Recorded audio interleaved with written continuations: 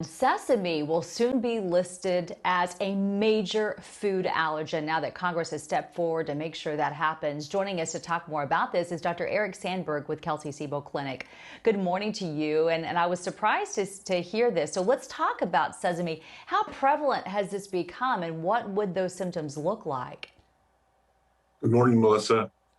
Sesame allergy has been increasing over the past 20 years, and it's just now that Congress is recognizing it as a major food allergen, and that will enable more accurate labeling that'll protect the patients we have with sesame allergy. This is a large group of patients, perhaps as many as 1 million people throughout the country that are allergic to sesame.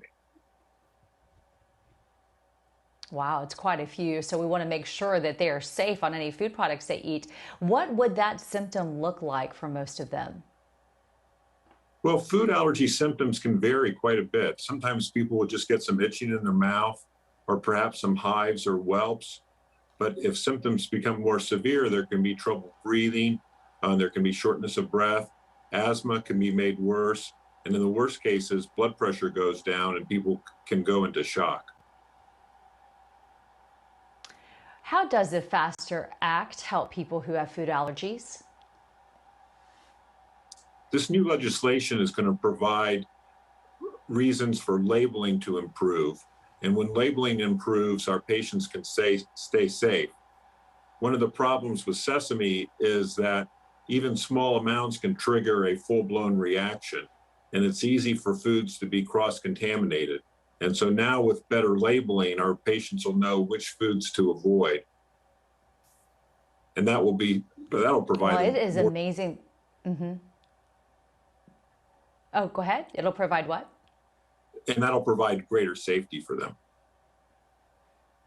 Oh, yes, absolutely. And when you take a look at those labels, people are used to seeing things like milk, eggs, fish, shellfish, perhaps tree nuts, peanuts, wheat, and soybeans. But this is the first time in 15 years to add something to that list. So let's talk about what the treatments are. Before, I know a lot of times you're told just to do whatever you can to avoid that substance.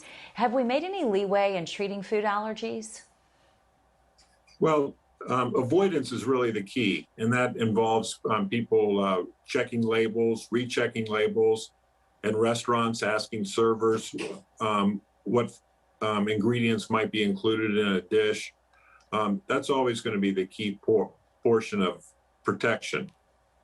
We know for peanut allergy now, there are some FDA-approved protocols where people can receive small amounts of peanut in a graduated fashion and become desensitized. We don't have that capability yet with sesame, but I think the future could point in that direction. And when patients are able to tolerate a small amount, it improves their safety margin by quite a bit. Oh, that is good to know. And for somebody who is experiencing some of those symptoms, how important is it for them to see their doctor and talk to them and perhaps get food allergy testing done? Well, seeing their doctor enables a more accurate diagnosis. It also provides the chance to learn about potential emergency treatments. For example, injectable epinephrine is a key part of food allergy protection. And so if someone has a severe food allergy, if they have their injectable epinephrine to be used, that can provide extra time to get to a hospital for extra care. All right. Well, thanks for your time from Kelsey-Seybold Clinic with all of this important information. Thank you, Melissa.